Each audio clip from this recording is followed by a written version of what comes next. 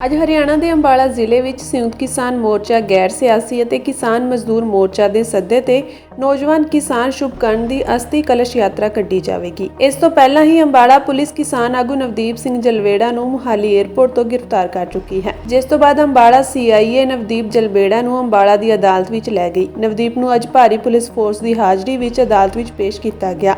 ਅਦਾਲਤ ਵਿੱਚ ਪੇਸ਼ ਹੋਣ ਤੋਂ ਪਹਿਲਾਂ ਸਿਵਲ ਹਸਪਤਾਲ ਵਿੱਚ ਨਵਦੀਪ ਦਾ ਮੈਡੀਕਲ ਕਰਵਾਇਆ ਗਿਆ। ਨਵਦੀਪ ਸਿੰਘ ਜਲਵੇੜਾ ਕਿਸਾਨ ਆਗੂ ਜੈ ਸਿੰਘ ਦੇ ਪੁੱਤਰ ਹਨ। ਨਵਦੀਪ ਪਿਛਲੇ ਕਿਸਾਨ ਅੰਦੋਲਨ ਵਿੱਚ ਵਾਟਰ ਕੈਨਨ ਬੁਆਏ ਵਜੋਂ ਮਸ਼ਹੂਰ ਹੋਇਆ ਸੀ। ਪਿਛਲੀ ਵਾਰ ਜਦੋਂ ਪੰਜਾਬ ਤੋਂ ਕਿਸਾਨਾਂ ਦਾ ਇੱਕ ਜਥਾ ਸ਼ੰਭੂ ਬਾਰਡਰ ਪਹੁੰਚਿਆ ਸੀ ਤਾਂ ਪੁਲਿਸ ਨੇ ਉਹਨਾਂ ਨੂੰ ਰੋਕਣ ਲਈ ਬੈਰੀਕੇਡ ਲਗਾ ਦਿੱਤੇ ਸਨ। ਕਿਸਾਨਾਂ ਨੂੰ ਰੋਕਣ ਲਈ ਪੁਲਿਸ ਨੇ ਕਿਸਾਨਾਂ ਤੇ ਜਲ ਤੋਪਾਂ ਦੀ ਵਰਤੋਂ ਕੀਤੀ। ਇਸ ਦੌਰਾਨ ਨਵਦੀਪ ਪੁਲਿਸ ਨੂੰ ਚਕਮਾ ਦੇ ਕੇ ਵਾਟਰ ਕੈਨਨ ਵਾਲੀ ਗੱਡੀ ਤੇ ਚੜ੍ਹ ਗਿਆ। ਉਸਨੇ ਜਲ ਤੋਂ ਪੁਲਿਸ ਵੱਲ ਮੋੜ ਦਿੱਤੀ। ਇਸ ਮਗਰੋਂ ਪੁਲਿਸ ਨੇ ਨਵਦੀਪ ਖਿਲਾਫ ਧਾਰਾ 307 ਤਹਿਤ ਕੇਸ ਦਰਜ ਕਰ ਲਿਆ। ਅਸਥੀ ਕਲਸ਼ ਯਾਤਰਾ ਅੱਜ ਅੰਬਾਲਾ ਦੇ ਨਾਰਾਇਣਗੜ੍ਹ ਇਲਾਕੇ ਦੇ ਕਈ ਪਿੰਡਾਂ ਵਿੱਚੋਂ ਲੰਘੇਗੀ। ਦੂਜੇ ਪਾਸੇ ਅੰਬਾਲਾ ਪੁਲਿਸ ਨੇ ਹੋਰ ਕਿਸਾਨਾਂ ਨੂੰ ਵੀ ਜਾਂਚ ਵਿੱਚ ਸ਼ਾਮਿਲ ਹੋਣ ਦਾ ਨੋਟਿਸ ਦੇ ਦਿੱਤਾ ਹੈ ਅਤੇ ਅੱਜ ਪੇਸ਼ ਹੋਣ ਦੇ ਨਿਰਦੇਸ਼ ਦਿੱਤੇ ਗਏ ਹਨ। ਪਰ ਕਿਸਾਨਾਂ ਦਾ ਕਹਿਣਾ ਹੈ ਕਿ ਸਰਕਾਰ ਕਿਸਾਨਾਂ ਤੇ ਦਬਾਅ ਪਾ ਰਹੀ ਹੈ, ਪਰ ਅਸੀਂ ਨਾ ਤਾਂ ਝੁਕਾਂਗੇ ਤੇ ਨਾ ਹੀ ਦਬਾਂਗੇ। ਹਾਕਮਾਂ ਦਾ ਕੋਈ ਧਰਮ ਨਹੀਂ ਹੁੰਦਾ। ਜਿੰਨਾ ਮਰਜ਼ੀ ਕਹਿਣ, ਚਾਹੇ ਉਹ ਭਾਜਪਾ ਵਾਲੇ ਹੋਣ, ਅਕਾਲੀ ਦਲ ਵਾਲੇ ਹੋਣ, ਕਾਂਗਰਸ ਵਾਲੇ ਹੋਣ, ਆਮ ਆਦਮੀ ਪਾਰਟੀ ਹੋਵੇ, ਜਨਤਾ ਦਲ ਹੋਵੇ, ਹੋਰ ਕੋਈ ਹੋਵੇ, ਹਾਕਮਾਂ ਦਾ ਇੱਕ ਹੀ ਧਰਮ ਆ, ਕੁਰਸੀ, ਸੱਤਾ। ਹਾਕਮਾਂ ਨੂੰ ਸੱਤਾ ਚਾਹੀਦੀ ਆ ਤੇ ਇਹ ਤੋਂ ਕਹਾਂ ਸਰਮਾਏਦਾਰਾਂ ਨੂੰ ਮੁਨਾਫਾ ਚਾਹੀਦਾ। ਉਹ ਬੋਲੀ ਲੱਗ ਰਹੀ ਆ ਇਸ ਵੇਲੇ। ਦੇਖੋ, ਤੁਸੀਂ ਕਿਤੇ ਭੇਡਾਂ ਚੜ੍ਹਦੀਆਂ ਦੇਖੀਆਂ ਨਾ, ਇੱਕ ਹੀ ਆਜੜੀ ਹੁੰਦਾ ਉਹਨਾਂ ਦਾ, ਤੋ ਚਾਰਨ ਡਿਆ ਹੁੰਦਾ। ਤੋ ਇਹ ਦੁਨੀਆ ਦੇ ਸਰਮਾਏਦਾਰਾਂ ਲਈ ਇਸ ਵੇਲੇ ਭਾਰਤ ਦੀ ਸਭ ਤੋਂ ਤਗੜੀ ਮੰਡੀ ਆ, ਔਰ ਉਹ ਜਿਹੜੀ ਮਨਪਸੰਦ ਪਾਰਟੀ ਆ, ਉਹਨਾਂ ਨੂੰ ਉਹ ਮੰਡੀ ਦੇ ਵਿੱਚੋਂ ਮਾਲ ਖਰੀਦ ਕੇ ਦੇ ਰਹੇ ਨੇ। ਜਿਹੜੀ ਭੇਡ ਨੂੰ ਜਿੰਨੇ ਪੈਸੇ ਚਾਹੀਦੇ ਉਹ ਲੈ ਲੇ ਤੇ ਸੱਤਾਧਾਰੀ ਪਾਰਟੀ 'ਚ ਚਲੀ ਜਾਵੇ। ਤੋ ਇਹ ਮੁੱਲ ਲੱਗ ਰਿਹਾ, ਮੰਡੀ 'ਚੋਂ ਸਭ ਕੁਝ ਵਿਕ ਰਿਹਾ ਭਰਾਓ। ਤੋ ਇਸ ਕਰਕੇ ਇੰਨਾ ਕੋ ਆਸ ਮਤ ਰੱਖੋ ਵੀ ਇਹ ਕਿਤੇ ਸਿਧਾਂਤਕ ਨੇ, ਇਹ ਕਿਤੇ ਲੋਕ ਪੱਖੀ ਨੇ। ਅਗਲੇ ਵੇਖਦੇ ਨੇ ਬਈ ਵੀ ਸਾਡੀ ਸੱਤਾ, ਸਾਡੀ ਟਿਕਟ, ਠੀਕ ਆ, ਅਸੀਂ ਆਪਣਾ ਵਪਾਰ ਕਿਵੇਂ ਬਚਾ ਸਕਦੇ ਹਾਂ। ਔਰ ਇਹ ਤੋਂ ਕਹਾਂ ਨਾਲ ਦੀ ਨਾਲ ਇਕੱਲਾ ਸਰਮਾਏਦਾਰ ਹੀ ਨਹੀਂ, ਈਡੀ ਵੀ ਆ, CBI ਵੀ ਆ, ਨਾਲ ਦੀ ਨਾਲ ਡੰਡਾ ਵੀ ਹੈਗਾ। ਇੱਕ ਹਿੱਸਾ ਡਰਦਾ ਹੀ ਭੱਜਾ ਜਾਂਦਾ, ਜਿਹੜਾ ਕਹਿੰਦਾ ਡਰਦੇ ਹੀ ਨਹੀਂ ਹੈਗੇ, ਆ ਨੱਠੇ ਜਾਂਦੇ ਉਹਨਾਂ ਦੇ ਮਗਰ। ਤਾਂ ਮੈਨੂੰ ਤਾਂ ਇਹ ਨਹੀਂ ਸਮਝ ਆਉਂਦੀ ਵੀ ਈਡੀ ਤੇ CBI ਸਾਡੇ ਦੇਸ਼ ਦੇ ਸੰਵਿਧਾਨਕ ਅਦਾਰੇ ਨੇ, ਕੋ ਏਜੰਸੀਆਂ ਨੇ, ਜਾਂ ਮੋਦੀ ਸਾਹਿਬ ਦੀ ਏਜੰਸੀ, ਨਿੱਜੀ ਏਜੰਸੀ ਆ, ਜਾਂ ਭਾਜਪਾ ਦੀਆਂ ਨਿੱਜੀਆਂ ਰਖੇਲਾਂ ਨੇ ਇਹ। ਤੁਹਾਨੂੰ ਯਾਦ ਹੋਊ ਮਾਨਯੋਗ ਸੁਪਰੀਮ ਕੋਰਟ ਨੇ ਟਿੱਪਣੀ ਕੀਤੀ ਸੀ CBI ਤੇ ਵੀ ਇਹ ਸਰਕਾਰੀ ਤੋਤਾ ਆ। ਈਡੀ ਤੇ ਵੀ ਹੋ ਜੂ ਆਉਣ ਵਾਲੇ ਸਮੇਂ 'ਚ, ਇਹ 'ਚ ਕਿਹੜੀ ਗੱਲ ਹੈਗੀ ਆ। ਤਾਂ ਭਾਈ ਸਰਕਾਰੀ ਤੋਤੇ ਆਪ ਦਾ ਕੰਮ ਕਰ ਰਹੇ ਆ, ਭਾਵੇਂ ਕੋਡ ਆਫ ਕੰਡਕਟ ਲੱਗਾ ਹੋਇਆ, ਪਰ ਉਹ ਆਪਣਾ ਤੁਰੇ ਜਾਣ ਡਏ ਨੇ। ਐਂ ਕਦੀ ਨਹੀਂ ਹੁੰਦਾ। ਇੱਧਰ ਡਰ ਦੇ ਮਾਰੇ ਛਾਲਾਂ ਮਾਰ ਮਾਰ ਭੱਜ ਰਹੇ ਨੇ। ਇਹ ਹੋਣਾ ਪੰਜਾਬ 'ਚ ਅਜੇ ਨਾ ਕਿਹੋ, ਇਹ ਹੋਰ ਹੋਣਾ ਵਾ। ਇਹਦੇ ਵਿੱਚ ਇੱਕ ਆ ਵੀ ਹੁਣ ਰੌਲਾ ਹੀ ਇੰਨਾ ਪਵਾ ਦਿਓ ਇਲੈਕਸ਼ਨਾਂ ਦਾ, ਆ ਉੱਧਰ ਚਲਾ ਗਿਆ, ਆਓ ਉੱਧਰ ਚਲ ਗਿਆ, ਉਹਦੀ 5ਵੀਂ ਸੂਚੀ, ਉਹਦੀ 3ਜੀ ਸੂਚੀ, ਉਹਦੀ 2ਜੀ ਸੂਚੀ, ਇਹਦੀ ਟਿਕਟ ਕੱਟੀ ਗਈ, ਇਹਦੇ ਵਰਕਰਾਂ ਨੇ ਬਗਾਵਤ ਕਰਤੀ, ਉਹਦੇ ਐਂ ਚਲੇ ਗਏ। ਇਹ ਏਜੰਡਾ ਵਾ ਮੀਡੀਆ ਕੋਲੇ, ਇਹੀ ਚੱਲਣਾ, ਠੀਕ ਆ। ਉਹਦੇ ਵਿੱਚ ਕੋਈ ਸਾਰਥਕ ਏਜੰਡੇ ਤੇ ਗੱਲ ਨਹੀਂ ਹੋਣੀ। ਕਿੰਨੇ ਕੁ ਚੁੱਕਦੇ ਨੇ ਵੀ 77 ਸਾਲ ਹੋ ਗਏ, ਕਰਨ ਚਰਚਾ ਸਿਹਤ ਸਹੂਲਤਾਂ ਦਾ ਕੀ ਬਣਿਆ ਇਸ ਦੇਸ਼ ਵਿੱਚ। ਆ ਜਾਣ ਇਹ ਦੱਸਣ 77 ਸਾਲਾਂ ਵਿੱਚ ਏਜੰਡੇ ਤੇ ਚਰਚਾ ਕਰਨ ਵੀ ਵਿੱਦਿਆ ਦੇ ਖੇਤਰ ਦਾ ਕੀ ਬਣਿਆ ਹੈਗਾ। ਇਹ ਚਰਚਾ ਕਰਨ ਵੀ ਆਵਾਜਾਈ ਦੇ ਸਾਧਨ ਇਹ ਕੀ ਹਾਲਾਤ ਨੇ ਸਾਡੇ ਮੁਲਕ ਦੇ ਵਿੱਚ। ਇਹ ਚਰਚਾ ਕਰਨ ਵੀ ਕਿੰਨੀ ਕੁ ਗਰੀਬੀ, ਗਰਾਊਂਡ ਦੇ ਵਿੱਚ ਗਰੀਬੀ ਦਾ ਇੰਡੈਕਸ ਕੀ ਹੈਗਾ। ਆਮ ਲੋਕ ਕਿੰਨੇ ਕੁ ਇਹਨਾਂ ਸਰਕਾਰਾਂ ਨੂੰ ਚੰਗਾ ਸਮਝਦੇ ਹੈਗੇ। ਸਾਡੀ ਨਿਆਂਪਾਲਿਕਾ ਤੇ ਸਾਡੇ ਲੋਕ ਕਿੰਨਾ ਕੁ ਵਿਸ਼ਵਾਸ ਕਰਦੇ ਹੈਗੇ ਆ। ਸਾਡਾ ਜਿਹੜਾ ਦੇਸ਼ ਦਾ ਪੁਲਿਸ ਤੰਤਰ ਹੈਗਾ, ਇਹ ਕਿੰਨਾ ਕੁ ਨਿਰਪੱਖ ਆ। ਕਰ ਲੈਣ ਚਰਚਾ ਇਹਦੇ ਤੇ। ਸਾਡੀ ਹਰ ਦਿਨ ਦੀ ਆਮਦਨ ਕਿੰਨੀ ਹੈਗੀ ਆ, ਹਰ ਵਰਗ ਦੀ ਗਿਣ ਲੈਣ ਦੇਸ਼ ਦੇ ਵਿੱਚ, ਕਰ ਲੈਣ ਇਹਦੇ ਤੇ ਚਰਚਾ। ਹੋਣੀ ਚਾਹੀਦੀ ਇਹਦੇ ਤੇ ਚਰਚਾ। ਸਾਡੀਆਂ ਇਲੈਕਸ਼ਨਾਂ ਦੇ ਵਿੱਚ ਕਿ ਬਾਹੂਬਲ ਦੀ ਵਰਤੋਂ ਨਹੀਂ ਹੁੰਦੀ, ਇੱਥੇ ਚਰਚਾ ਨਹੀਂ ਹੋਊਗੀ। ਧਨ ਬਲ ਦੀ ਵਰਤੋਂ ਨਹੀਂ ਹੁੰਦੀ, ਇਹਦੀ ਚਰਚਾ ਨਹੀਂ ਹੋਊਗੀ। ਨਸ਼ੇ ਦੀ ਵਰਤੋਂ ਨਹੀਂ ਹੁੰਦੀ, ਇਹਦੀ ਚਰਚਾ ਨਹੀਂ ਹੋਊ। ਕਰ ਲੈਣ ਚਰਚਾ। ਇਹ ਝੰਡਾ ਨਹੀਂ ਦਿੱਤਾ ਬਈ ਮੀਡੀਆ ਨੂੰ, ਨਹੀਂ ਦੇਣਗੇ ਇਹ ਝੰਡਾ।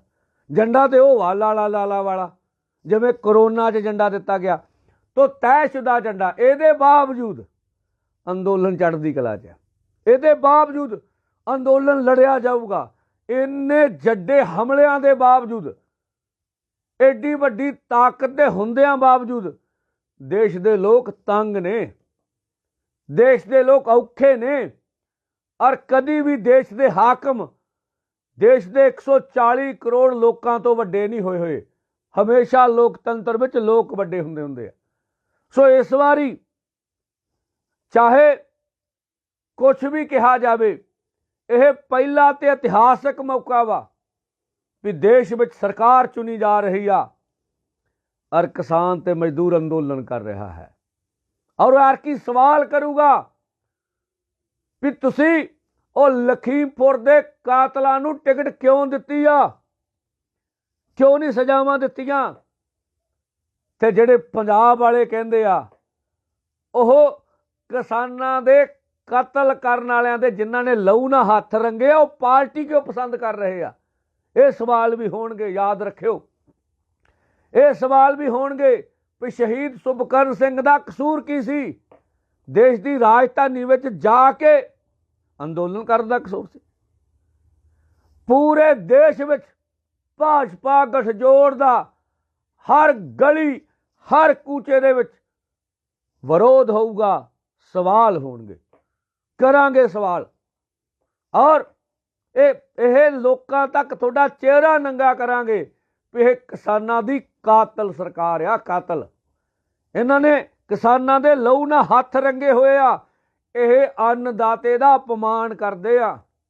ਜਿਹੜਾ ਅੰਨਦਾਤਾ 27 ਰੁਪਈਆ ਨਾਲ ਹਰ ਰੋਜ਼ ਗੁਜ਼ਾਰਾ ਕਰ ਰਿਹਾ ਹੈਗਾ, ਜਿਹਦੇ ਬਾਰੇ ਖੇਤੀਬਾੜੀ ਯੂਨੀਵਰਸਿਟੀ ਕਹਿੰਦੀ ਆ, ਉਹਦੇ ਪੁਰਾਣੇ ਆંકੜਿਆ ਵੀ ਹਰ ਰੋਜ਼ ਪੰਜਾਬ 3 ਕਿਸਾਨ ਤੇ ਖੇਤ ਮਜ਼ਦੂਰ ਰੋਜ਼ ਖੁਦਕੁਸ਼ੀਆਂ ਕਰ ਰਹੇ ਹੈਗੇ। ਕੋਈ ਸਰਕਾਰ ਕੋ ਇਹਨਾਂ ਦਾ ਹੱਲ ਨਹੀਂ। ਖੇਤੀ ਸੈਕਟਰ ਨੂੰ ਕਾਰਪੋਰੇਟਾਂ ਦੇ ਕਬਜ਼ੇ 'ਚ ਲੈ ਕੇ ਜਾਣਾ ਚਾਹੁੰਦੇ ਨੇ। ਕਾਰਪੋਰੇਟ ਕਿਉਂ ਪੂੰਜੀ ਲਾ ਰਹੇ ਨੇ ਮੋਦੀ ਸਾਹਿਬ ਦੇ ਮਗਰ? ਕਿਉਂਕਿ ਉਹਨਾਂ ਨੇ ਖੇਤੀ ਸੈਕਟਰ ਤੇ ਕਬਜ਼ਾ ਲੈਣਾ। ਇੱਧਰ ਖੜੇ ਨੇ ਜਿਨ੍ਹਾਂ ਨੇ ਇਹਦੇ ਜਲਗਾਰ ਦਾ ਵਿਰੋਧ ਕਰਨਾ ਵਾ। ਦੁਨੀਆ ਦੇ ਸਭ ਤੋਂ ਵੱਡੇ ਸਰਮਾਏਦਾਰਾਂ ਨਾਲ ਟੱਕਰਿਆ।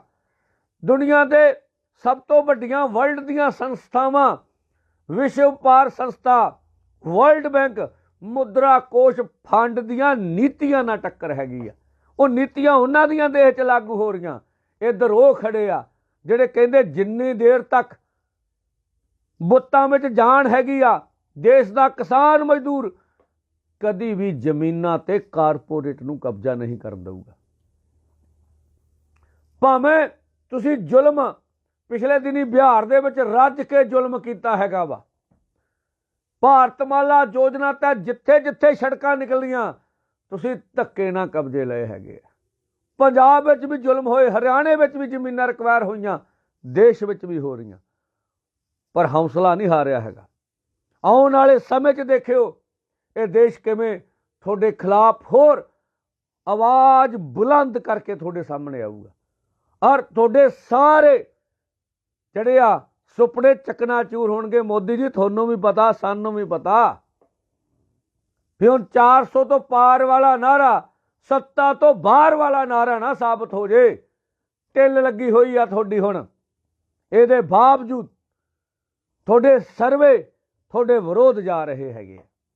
ਇਸ ਕਰਕੇ ਇਹ ਕਿਸਾਨਾਂ ਮਜ਼ਦੂਰਾਂ ਦਾ ਅੰਦੋਲਨ ਆ। ਐਰਕੀ ਕਿਸਾਨ ਮਜ਼ਦੂਰ ਏਜੰਡਾ ਸੈੱਟ ਕਰਨਗੇ ਵੀ MSP ਲੀਗਲ ਗਰੰਟੀ ਕਾਨੂੰਨ ਬਣਾਉਣਾ, ਸਾਰੀਆਂ ਫਸਲਾਂ ਦੇ ਭਾਅ ਤੈਅ ਕਰਾਉਣੇ ਆ, ਕਿਸਾਨ ਮਜ਼ਦੂਰ ਦਾ ਕਰਜ਼ਾ ਖਤਮ ਕਰਾਉਣਾ, C250 ਦੇ ਅਨੁਸਾਰ ਫਸਲਾਂ ਦੇ ਭਾਅ ਲੈਣੇ ਆ। ਖਨੌਰੀ ਕਤਲकांड ਦੇ ਦੋਸ਼ੀ, ਲਖੀਮਪੁਰ ਕਤਲकांड ਦੇ ਦੋਸ਼ੀ ਸਜ਼ਾਵਾਂ ਦੇਣੀਆਂ। ਜਿਹੜਾ ਬਿਜਲੀ ਬਿੱਲ ਤੁਸੀਂ ਬਣਾ ਕੇ ਰੱਖ ਲਿਆ 23-24 ਉਹ ਖਤਮ ਕਰਾਉਣਾ। ਪ੍ਰਦੂਸ਼ਣ ਐਕਟ ਦੇ ਵਿੱਚੋਂ ਕਿਸਾਨ ਨੂੰ ਬਾਹਰ ਕਢਾਉਣਾ। ਅਰੇ ਦੋ ਗਾਹਾਂ ਜਿਹੜੇ WTO ਦੇ ਵਿੱਚ ਭਾਰਤ ਬਾਹਰ ਆਵੇ, ਬਹੁਤ ਵੱਡੀ ਮੰਗ ਆ। ਪੋਲੂਸ਼ਨ ਐਕਟ, ਇਹ ਤੋਂ ਕਹਾਂ ਫਸਲੀ ਬੀਮਾ ਯੋਜਨਾ ਉਹ ਸਰਕਾਰ ਕੋਲੇ ਲਾਗੂ ਕਰਵਾਉਣੀਆਂ। ਨਰੇਗਾ 200 ਦਿਨ ਚੱਲੇ, ਨਰੇਗਾ ਮਜ਼ਦੂਰਾਂ ਨੂੰ ਰੁਜ਼ਗਾਰ ਮਿਲੇ, 700 ਰੁਪਈਆ ਉਹਦੀ ਦਿਹਾੜੀ ਹੋਣੀ ਚਾਹੀਦੀ ਹੈ। ਸਾਡੀਆਂ ਮੰਗਾਂ ਜਦੋਂ ਤੱਕ ਤੁਸੀਂ ਅੰਦੋਲਨ 'ਚ ਸਾਨੂੰ ਬਹਿਣ ਲਈ ਮਜਬੂਰ ਕਰੋਗੇ ਉਹਨਾਂ ਚਿਰ ਲੜਾਂਗੇ। ਭਾਵੇਂ ਇਸ ਦਿੱਲੀ ਦੇ 2 ਅੰਦੋਲਨ ਦੇ 12 ਸ਼ਹੀਦ ਹੋਏ ਆ, ਇਹ ਤੋਂ ਪਹਿਲੋਂ 750 ਤੱਕ ਕਿਸਾਨ ਸ਼ਹੀਦ ਹੋਏ ਆ। ਇਹ ਸ਼ਹਾਦਤਾਂ ਹੁੰਦੀਆਂ ਰਹਿਣੀਆਂ। ਸਾਨੂੰ ਪਤਾ ਵਾ ਵੀ ਤੁਸੀਂ ਲੰਮਾ ਅੰਦੋਲਨ ਚਲਾਉਣ ਲਈ ਸਾਨੂੰ ਮਜਬੂਰ ਕਰੋਗੇ ਔਰ ਸਾਡੇ ਮੋਢਿਆਂ ਤੇ ਪੰਜਾਬ ਤੇ ਹਰਿਆਣੇ ਵਾਲੇ ਪਾਸੇ ਨੂੰ ਤੁਰਦੇ ਰਹਿਣਗੇ। ਔਰ ਅਸੀਂ ਇਸ ਗੱਲ ਲਈ ਮਨ ਬਣਾ ਕੇ ਲੜ ਰਹੇ ਹਾਂ ਵੀ ਜਦੋਂ ਤੱਕ ਕੋਈ ਠੋਸ ਹੱਲ ਨਹੀਂ ਹੋ ਜਾਂਦਾ ਉਦੋਂ ਤੱਕ ਮੋਰਚਾ ਜਾਰੀ ਰੱਖਾਂਗੇ। ਅੱਜ ਭਰਾਓ 29 ਮਾਰਚ ਆ, ਅੱਜ ਦੇ ਦਿਨ 2004 ਦੇ ਵਿੱਚ ਕਾਂਗਰਸ ਸਰਕਾਰ ਸੀ, ਕੈਪਟਨ ਅਮਰਿੰਦਰ ਸਿੰਘ ਮੁੱਖ ਮੰਤਰੀ ਸੀ। ਬਿਜਲੀ ਬਿੱਲਾਂ ਦੇ ਲਾਉਣ ਦੇ ਵਿਰੋਧ ਵਿੱਚ ਮਾਨਾਂ ਵਾਲੇ ਰੇਲਾਂ ਡੱਕੀਆਂ ਸੀ। ਉੱਥੇ ਸਾਡਾ ਸ਼ਹੀਦ ਅੰਗਰੇਜ਼ ਸਿੰਘ ਬਾਕੀਪੁਰ ਸ਼ਹੀਦ ਹੋਇਆ ਸੀ। ਉਹਨੂੰ ਕੈਪਟਨ ਦੀ ਸਰਕਾਰ ਨੇ ਸਿੱਧੀ ਗੋਲੀ ਮਾਰੀ ਸੀ। ਤੋਂ ਅੰਗਰੇਜ਼ ਸਿੰਘ ਬਾਕੀਪੁਰ ਸਮੇਤ ਸਾਰੇ ਅੰਦੋਲਨਾਂ ਦੇ ਕਿਸਾਨਾਂ ਮਜ਼ਦੂਰਾਂ ਦੇ ਸ਼ਹੀਦਾਂ ਨੂੰ ਸਜਦਾ ਕਰਦੇ। ਸੋ ਜਿਹੜੇ ਸੁਪਨੇ ਆ ਸ਼ਹੀਦਾਂ ਦੇ ਉਹਨਾਂ ਨੂੰ ਪੂਰੇ ਕਰਨ ਤੱਕ ਸੰਘਰਸ਼ ਜਿਹੜਾ ਵਾ ਉਹ ਕਰਦੇ ਰਹਾਂਗੇ। ਔਰ ਕੱਲ 30 ਨੂੰ ਅੰਮ੍ਰਿਤਸਰ ਰੇਲਵੇ ਸਟੇਸ਼ਨ ਤੋਂ ਅੰਮ੍ਰਿਤਸਰ ਦਾ ਇਸੇ ਤਰ੍ਹਾਂ ਪੂਰੇ ਪੰਜਾਬ ਦੇ ਵਿੱਚੋਂ ਸਾਡੀ ਜਥੇਬੰਦੀ ਦਾ ਔਰ ਲਗਭਗ 31 ਜਥੇਬੰਦੀਆਂ ਦੋਵਾਂ ਵੱਡੇ ਫੋਰਮਾਂ ਦੇ ਵਿੱਚ ਹੈਗੀਆਂ, ਉਹਨਾਂ ਦੇ ਜਥੇ ਸ਼ੰਭੂ ਤੇ ਖਨੌਰੀ ਬਾਰਡਰ ਨੂੰ ਜਾਰੀ ਇਸੇ ਤਰ੍ਹਾਂ ਜਾਂਦੇ ਰਹਿਣਗੇ।